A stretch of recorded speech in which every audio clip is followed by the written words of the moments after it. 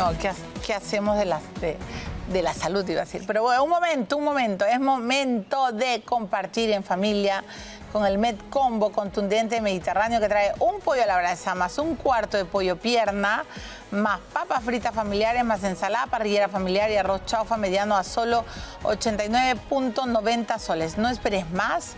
Disfruta de este combo en cualquiera de los locales, pidiéndolo por la página web o llamando al 715-5555. Mediterráneo, el verdadero sabor del pollo. Bueno, entonces está Román Sendoya en el programa, periodista, analista político, español, y yo quiero saber lo que piensa de todo esto que estamos viviendo, porque ya es demasiado. Hay unos pasajes que ni de ficción. Señor Sendoya, buenas noches, bienvenido al programa. Buenas noches, es un gusto estar contigo, Milagros. Le agradezco. Mire, Nadine se fugó usando la figura del asilo político. ¿Qué piensa usted de todo lo que ha pasado en torno a la ex primera dama? A mí me parece un escándalo muy grande, ¿no? Tremendo. Primero porque Nadine en todo el proceso judicial nunca se reconoció como una perseguida política. Es más, si Nadine ha podido ser una perseguida política será porque cuando su marido era presidente no hizo las reformas pertinentes para ser luego un perseguido político. Porque cuando uno ha sido poder, tiene la capacidad de modificar las normas y las leyes para que ciertas cosas no pasen. Entonces, Nadine, que nunca ha sido una perseguida política y es una delincuente de cuello blanco, o una presunta delincuente de cuello blanco. Bueno, está sentenciada, va a estar sentenciada en primera instancia. Sí, y yo creo que no es propio meterles en prisión con carácter preventivo. Y además, creo que hay mucho caso y habría que revisar muy bien las sentencias porque alguna de ellas es hasta discutible. La de financiación de partidos no es punible porque la financiación de su partido es anterior a la ley de financiación de partidos. Es la misma que se le aplicó a Keiko Fujimori. No se le puede aplicar una ley retroactiva a nadie. Es verdad que hay una diferencia fundamental. La ley no permitía recibir financiación de un tercer país y ellos la recibieron de Venezuela. Ahí sí hay. Y de Brasil, porque bien que recibieron plata de... Vamos a ver. De Odebrecht, ¿no? Pero aconsejado por Lula. Odebrecht es Odebrecht. Lula, la Bajato era una estructura creada en Brasil por Lula para fomentar el TLC frente a lo que era la Corporación ALBA, que era la que se montó alrededor de Venezuela, ¿no? Entonces Venezuela financiaba las campañas electorales a través de PDVSA, Petróleos de Venezuela, una empresa pública. Venezuela es una dictadura, mal que le pesa a la izquierda, que dice que es una democracia orgánica, pero no es una dictadura. Y entonces lo que hacía era favorecer a los candidatos de la izquierda que luchaban por el modelo bolivariano de la Corporación ALBA. Brasil fomentaba el TLC, un modelo distinto, pilotado alrededor de Brasil, consentido por Estados Unidos, y como Brasil, si es una democracia, tenía que organizar mecanismos diferentes porque no podía interferir directamente como país, ¿no? Ahí es donde... ¿Y el mecanismo era regalar millones en las campañas? Sí, claro. Regalar millones en las campañas que luego se recibían a través de obras que iban todas. Para ganar licitaciones. Sí, claro, y controlar los países. Pero lo hacían bien, o sea, bien legal, pero bien ilegal, pero bien. Es decir, ellos lo que hacían era el dinero de Petrobras se pasaba por una gran empresa brasileña en obras y contratos sobrevalorados que era Odebrecht. Odebrecht sin límite lo que hacía era comprar las voluntades de los políticos con carácter previo, incluso dando ya las coimas por adelantado. Y entonces una de las cosas que consiguieron es la gran empresa líder de la construcción, pero además luego construían bien algunas de las obras. No, sí, claro, además se vanagloriaban de eso. Y pero lo que pasa es que, claro, el problema era que además destrozaban las industrias nacionales porque obligaban a las industrias locales a siempre entrar en unión de empresas con Odebrecht, porque la adjudicataria siempre era Odebrecht. Y bueno, ya sabemos que había un club y cómo se rifaban la coima, ¿no? Pero el contrato era el de Odebrecht. Sí, claro. Pero a lo que voy, y como empezó este programa, su primera intervención es con su opinión de Nadine, con lo que ha hecho con Lula. Para mí hay dos vergüenzas. La primera es la utilización de las embajadas, que está pasando ya, no solo aquí, pasó en Ecuador, ha pasado en varios países, en que las embajadas saltándose los tratados de 1954 en América, 30 y tantos en Europa de Viena, se han convertido en el escondite favorito de todos los ladrones de cuello blanco. Porque sin haber ninguna persecución política, cuando a un dirigente político le condenan por corrupción, chorizo, mangar, llevarse la pasta, robarle al pueblo, se esconde en una embajada y a partir de ahí evita la pena de cárcel.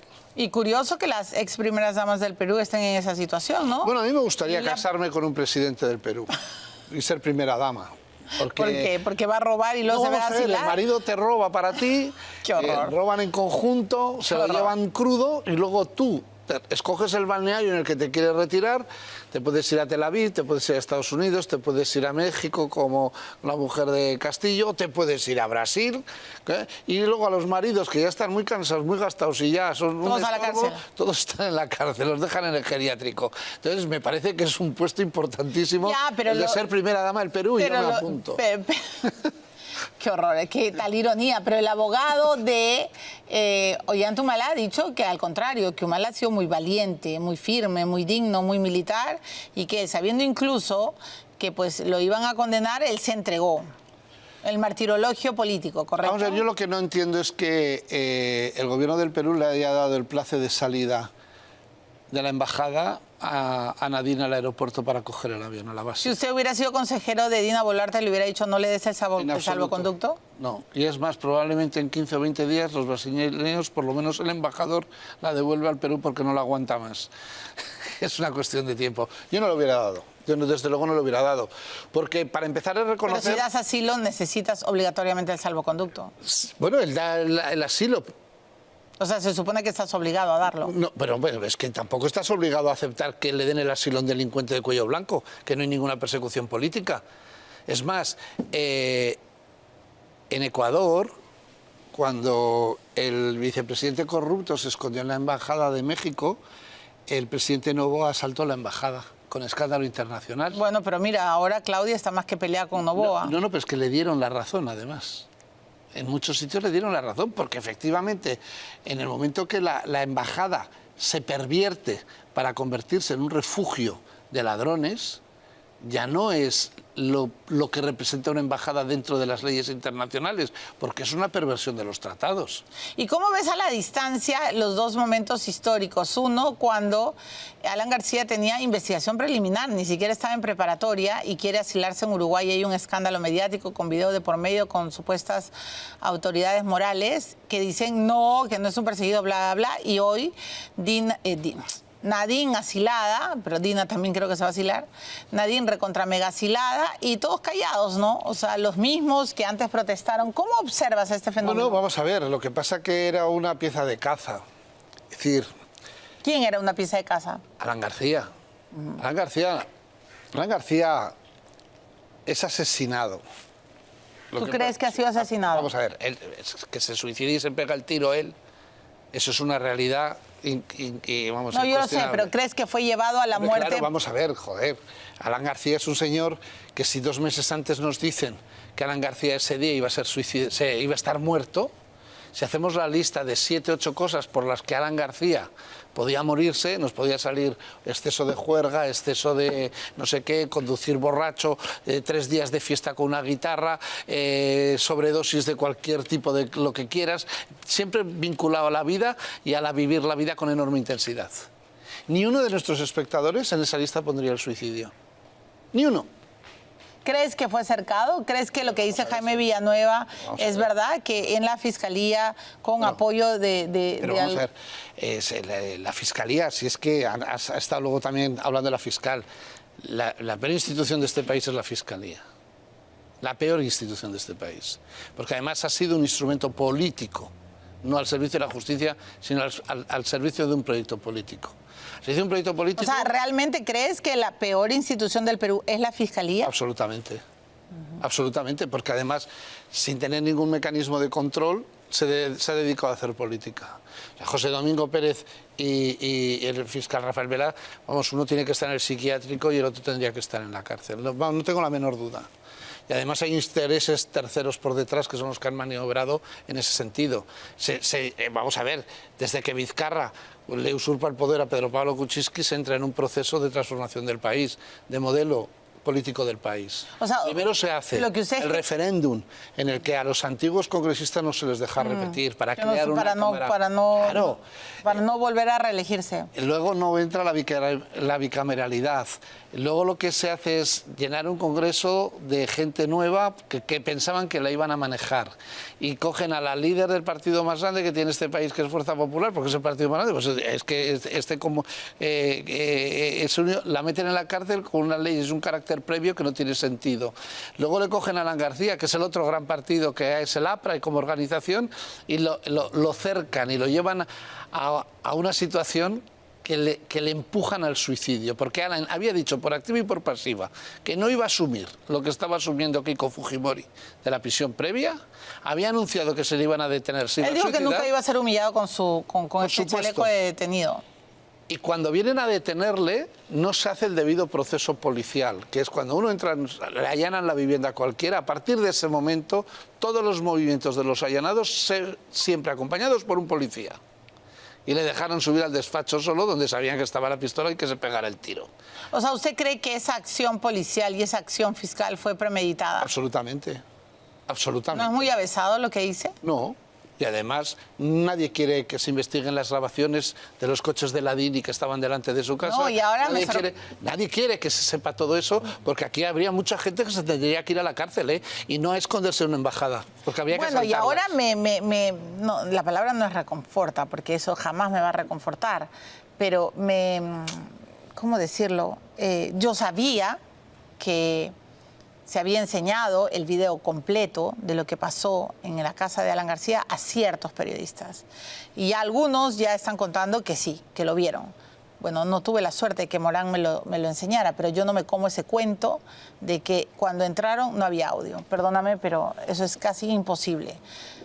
Ahora que inventen que la cámara se acabó, la batería no funcionó. Tú no puedes allanar la casa de un hombre que ha sido 2 veces presidente sin audio. No, pero, pero por supuesto, pero y los coches que estaban aparcados delante de su casa, claro, que los sacamos todos los medios los sacamos públicamente, oiga, que están aquí con las antenas grabando todo lo que pasa en esa casa, y son capaces de estar 2 semanas delante de la casa y nadie se ha dado cuenta que no hay baterías, que no funciona el micrófono. Todo es mentira. No nos tomen por tontos. Pero por lo menos asuman... intentan tomarnos por tontos. Bueno, algunos son tontos, ¿ah? Bueno, pero a ver, Román... todo en la viña del Señor. Pero, Román, lo que me estás diciendo es que el Ministerio Público fue instrumentalizado para decidir quién era presidente, para decir quién no lo era, para frenar la carrera de algún político nuevo, ¿me dejo entender? O sea, sí, por eso dices que es la peor institución. Efectivamente, es así de claro. Es así de claro.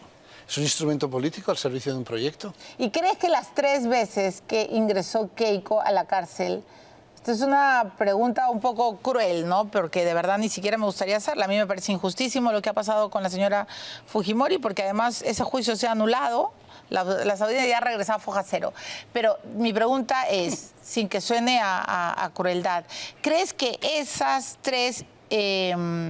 3 ingresos a un centro penitenciario le van a ayudar en la próxima campaña? O sea, digamos, la gente va a decir, no, bueno, Keiko de alguna manera sí fue pues abusada judicialmente y le van a dar chance, ¿o crees que Keiko ya está quemada? No, vamos a ver primero, Keiko... No se sabe si se presenta o no se presenta. Salen las encuestas, pero todavía nadie ha decidido y será ella la que tenga. Bueno, yo creo que se va a presentar. ¿Tú qué crees? Yo no lo sé. No lo sabes. Yo creo que lo sabe ella. Y creo que tampoco lo sabe del todo. Tiene suficientes motivos después de todo lo que le ha pasado. Si no se fuera a presentar, no estaría viajando tanto, ¿no? No sé. Viaja toda la semana. Hombre, aprovecha. Yo después de haber estado en la cárcel no pararía de viajar, ¿eh? Ay, por favor, Román. No, perdona. O sea, oye, cuando hay situaciones de la vida en las que uno descubre cosas. Es decir, por ejemplo, cuando uno está enfermo o tiene dolor como tienes hoy, descubre la salud. Y cosas que no valoras le das enorme valor, ¿no? Y entonces estar en la cárcel todos los meses que has estado de manera injusta, sabiendo tú personalmente que es injusta tu prisión, porque te están acusando de una cosa que no había ley cuando te están aplicando una ley con carácter retroactivo, pues eso te hace pensar muchas cosas y te hace, lógicamente, el que muchos principios y muchas precedencias de tu vida se cambien, ¿no? Ya, a ver, pensemos románticamente que es cierto lo que tú dices y que... No, pero que, si no románticamente, es que no... encerrada, me da igual, ahora quiere conocer me da el Perú igual de a la cabo a rabo. gente como No. Chicho Briceño cuando ha sido perseguido injustamente, cómo también le cambia la vida. En este país ha habido mucha gente, no solo Keiko Alan García, mucha gente perseguida por la Fiscalía sobre montajes judiciales falsos que tenían objetivos políticos claros. O sea, no hay que focalizar solo en 2 casos, no, el problema es que son muchos. Bueno, Briceño estuvo acá, Arsenio Orés estuvo aquí. Bueno, pues De entonces, terror todo, o sea, ¿no? todo de horror. Y a todos les ha cambiado la vida. Entonces, a partir de ahí, concedamos a los que han sido víctimas de esa persecución política, esos sí que han sido presos políticos y perseguidos políticos, no Nadine. No la mujer de Castillo. No la mujer de Toledo, no. Los presos políticos de este país, los perseguidos políticos, han sido otros. Y curiosamente son a los que les quiere volver a victimizar.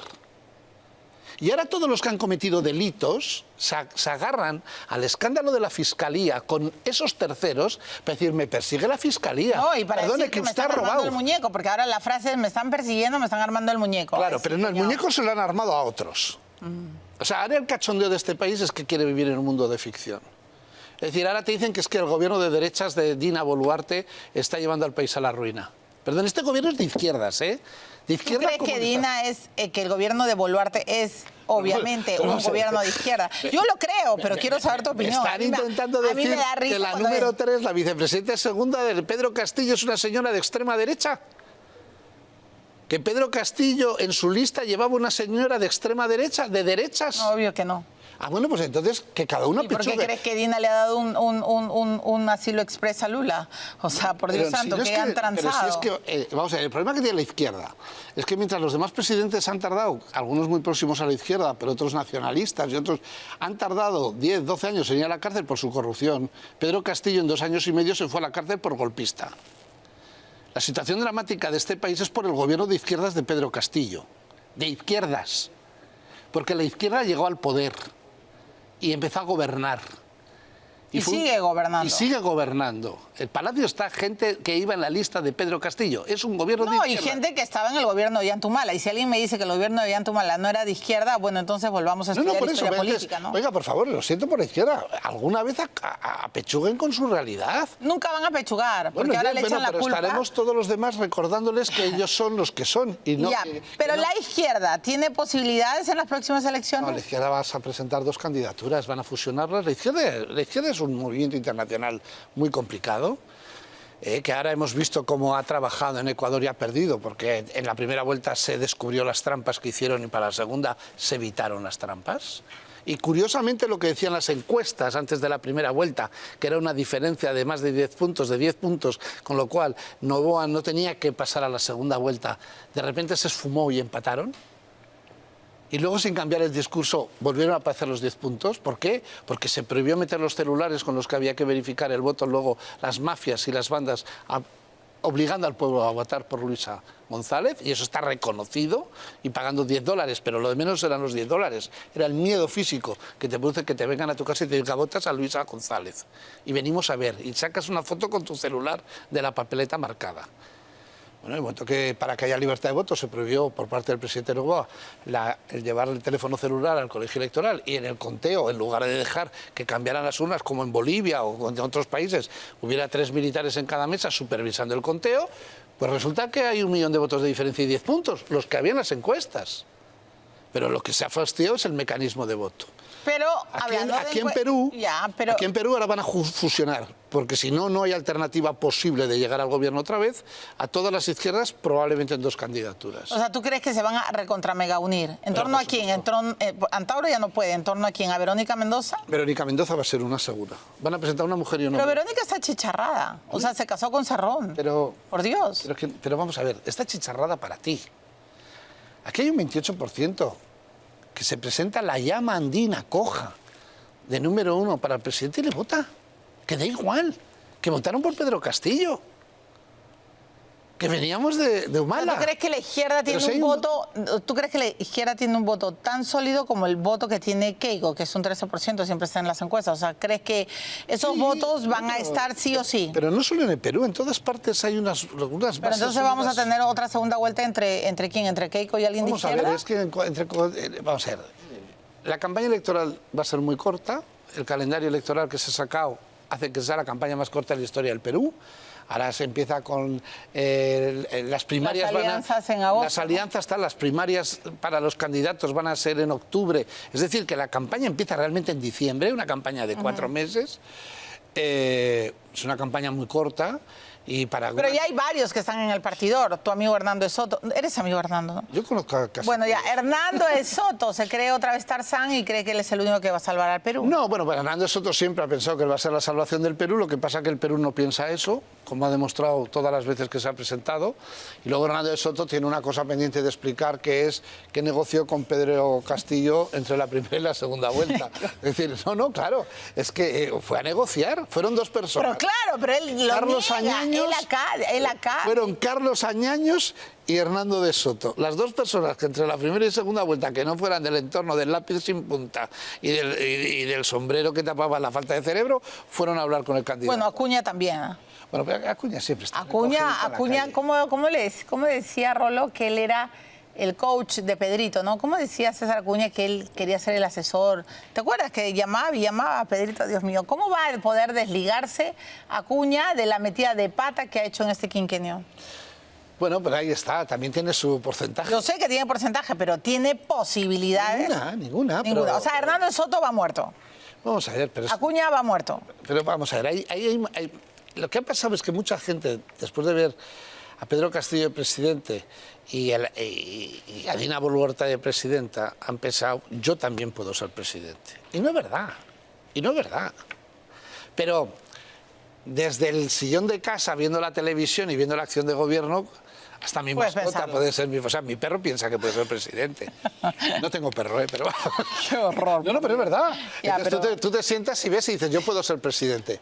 No puedes, pero... Que en verdad a veces uno no entiende hay cómo Castillo puede llegar. Hay 43. Sí, puede. Castillo llega como ya, llega. Tengo que ir a la pausa, pero la pregunta es así. ¿Carlos Álvarez puede llegar a ser presidente? Se está presentando. Todos los que se presentan pueden llegar a ser presidente. Yo creo que no. No me torees, no me voltees la tortilla. No. Carlos Álvarez, ¿le ves posibilidades? ¿Crees que puede ser el factor sorpresa, el voto de la rabia, del ya saben qué? Chao, voto por Álvarez. Milagros Leiva, voy a contestar lo que yo quiera, no lo que quieras tú. No, yo sé, pero te estoy preguntando, pero no me voltees no me torees, Román Sendoya. Primero, todos los que se presentan pueden ser presidentes, sí. Yo sé, pero hay Tú y yo no nos presentamos, por lo tanto no podemos ser presidentes. Bueno, pero hay algunos en los tú 42, no puedes porque eres español. En los 42, 43... Algunos se caerá por el camino, pero pueden ser presidentes. Ya, pero tú has sido categórico. ¿Van a salir? Hernando de Soto, no. No va a ser. Ya. Carlos Álvarez es un outsider, es un elemento nuevo en la campaña. Ya. Es un elemento disfuncional de la campaña. Y tiene un problema muy gordo que él quiere borrar, pero que le persigue y lo llega a pegar. ¿Cuál? Que fue un fujimorista redomado. Entonces, cuando tú... Y que fue cercano a Alberto y a Montesinos. Exacto. ¿Tú crees que ese va a ser la roca que le van a enrostrar? Bueno, él lo lleva en la mochila. Puede tapar la mochila, puede poner capa, puede poner lo que quiera, pero esa es su realidad. O sea, ¿tú crees que en un debate entre Keiko y Carlos Álvarez, Keiko le va a recordar que él estuvo con su padre? No creo. Pero vamos a ver, ese es un supuesto que habría que analizar después de la primera vuelta. La política ficción lleva a espacios muy complicados. Me encanta la política ficción. Pero es verdad. Vamos a la pausa. Eso no es ficción, tenemos que ir a la pausa. En la televisión mandan los anuncios. Escúchame. Bueno, Dina Boluarte ha estado en la plancha. Vizcarra ha estado en la mega plancha. Los vicepresidentes son también mega importantes, Román Sendoya. O sea, ¿a quién eliges? No, mira, tenemos una vicepresidenta segunda y presidente. Así es. Ya, vamos a la pausa y vamos a seguir hablando de la política pura y dura y, por supuesto, de la fiscalía y de todas las demás pesadillas. Y de tu amigo Gorriti, porque si alguien quiere Román Sendoya es a Gustavo Gorriti. Ya regresamos.